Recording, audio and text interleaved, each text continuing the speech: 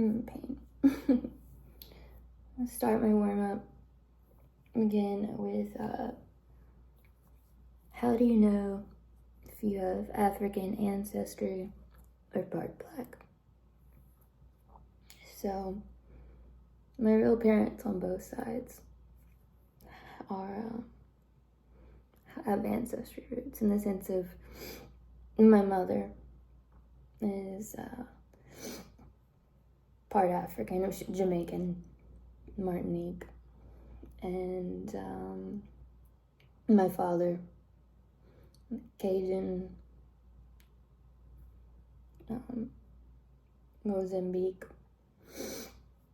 That would mean his grandmother or great-grandmother, and then it would be my grandmother and mother.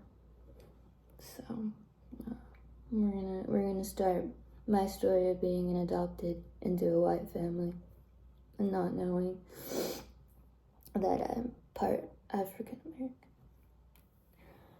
So, as a kid, you have the Disney Channel. And in the 80s, they would play these very interesting...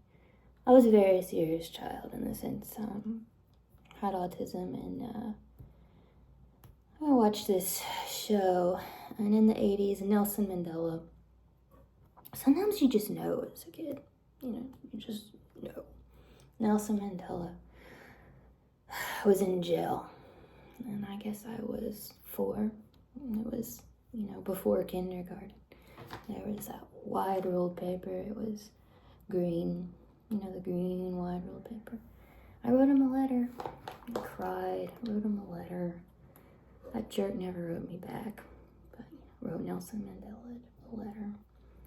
Then there was the Forest Green story, or the Ernest Green story, where they immigrate into the Little Rock school, just crying. Disney does Perfect Harmony. Disney does Rudy as Pollyanna, just crying. But it really hit me when we moved to Tennessee, and I started school for the very first time, in the woods of rural East Tennessee, in the mountains of East Tennessee. And I go, and then everyone's, in the whole school was in the gymnasium. And I only see in the whole school 2, African American kids. And they're mixed, and 2.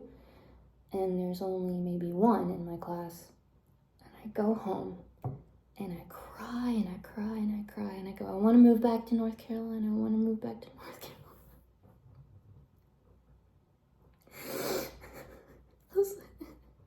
And of course I've been watching all these civil rights films, Autistic to End, Civil Rights at 5 and 6. I said, why is it people are mean here? They've scared away all the Black people. I was very seriously disturbed and upset. And,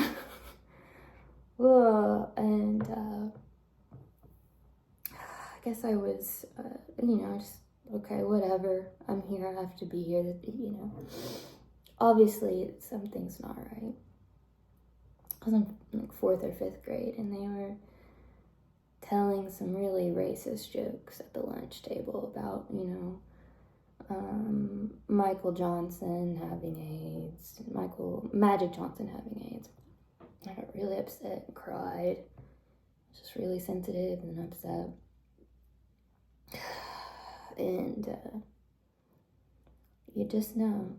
So, and then I had one boyfriend, my first boyfriend, and he would just always say, "You look just like Tyra Banks." And I was like, I don't know where you're getting this. I just don't know. I was like, where is this coming from?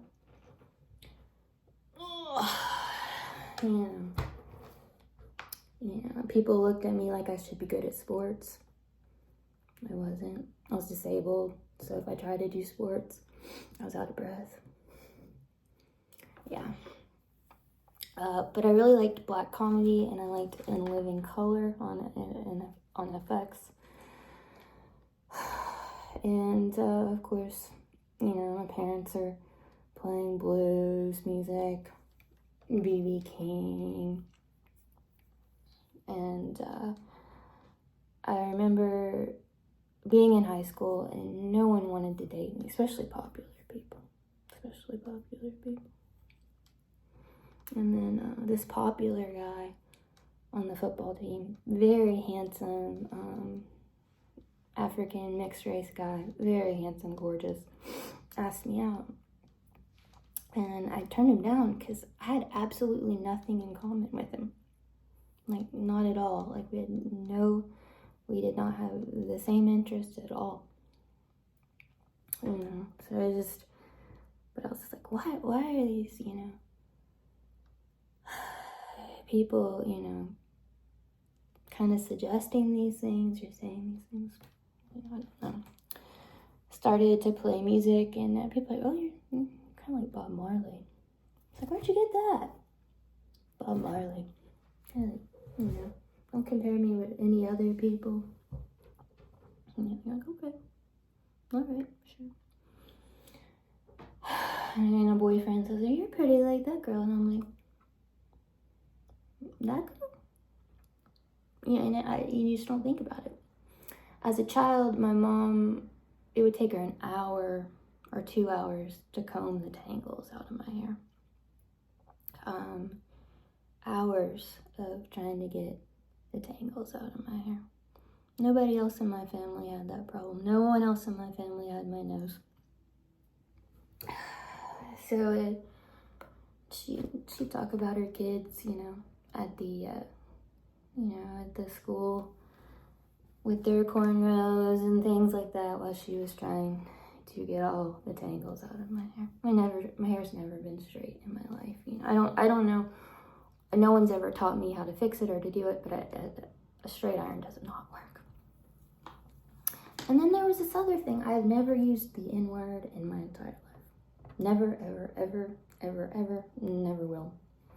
Never, ever, ever will. Just don't, ever feel comfortable doing that. Someone called me the N-word a couple times. And when it came from someone African American, I was like, nice. That feels right. That feels right. That felt good. And but there are some things you really miss about not having anyone African around you in your family. Not just hair and grooming and how to pick out your makeup, how to pick out your hair color, those things. It goes a lot further, like an African American mom, versus my white adopted mom. The other day, like today, I couldn't. I needed my eye drops. No one had gotten my eye drops, and I'm hurting. My eyes hurting. My white adopted mom, like, let's just pray about it. Let's pray about it. Let's just pray about it. Maybe it'll all sort itself out. Same with my dad. He would have been like, let's pray about it. Maybe in a day, call. I wish I had I really do wish I had a black mom, because she'd go down to the doctor's office and be like, where's my baby's eye drops? They don't mess around. I doubt I would have gotten bullied as much at school. Black moms, they don't play around. They don't play around. Where's my baby's eye drops? So, you miss those parts of that culture and that life, and you don't really know what to say to people or how to do it. It's awkward. So, here I'm 40, and we're doing all these genetic workups of why I'm sick. I don't, African Americans, have increase in high blood pressure, diabetes. They have, a whole different workup biologically of diseases they could, be associated with. So, you just, that whole culture of what I've missed out on, right? Yeah. So I'm just kind of going like, I don't know, I don't understand. But, so I'd go to Black Lives Matters marches, not knowing, crying, upset, doing things, and not knowing at all. And the other night, and this has always bothered me, 1930s and 40s television's very racist, very racist, not all of it, but some of it is. But when you see, I just started bawling and crying, realizing that, my grandmother, or great-grandmother or whatnot, that's how she could have been treated, automatically. So, it's, when you're adopted and you don't have that, it's very, like I said, I would love to have a Black mama right now that'd be like, where's my baby's medications? Why didn't you pick up my child? Why's my child down there, There's that protective nature. They'd be like, bye, Felicia. You don't treat my kid like that. There's just, a grief of why I didn't get to experience that. So, I don't know, maybe here I am at 40, still trying to figure out hair color and makeup and other things. So, that wasn't very funny, but I'm also in a lot of pain. So, if you want me to be your Bob Marley, it would be a pleasure to be your Bob Marley. Be a pleasure. Be a pleasure to be associated with any African culture. It'd be an honor. Okay, so on my honeymoon, this isn't funny either, but so, this is not very romantic either. They took me to a slave, holding area, a slave jail, in Brazil, where they would bring the slaves in from the East India Company. Yeah. And I'm like, why are people, this should feel like a Holocaust. It should feel like the Holocaust, But, people are just kind of, there's a, tropical oasis, and there's these slave dungeons. Scary. It's like worse than Pirates of the Caribbean scary. And I'm like, here I am feeling like this is terrible. And then there's people just having little Mai Tais, just, okay. It's like, it's not okay. You just have those feelings when you're a kid, and you hope that everybody has those feelings, regardless if you have any part of you that is African or not African, or how deep and of ebony your skin is, or how light it is. You hope that everybody has those feelings that are just as kind, as compassionate. I hope they do, because I did before. So, have a wonderful evening. What's it like to not know you're part African American?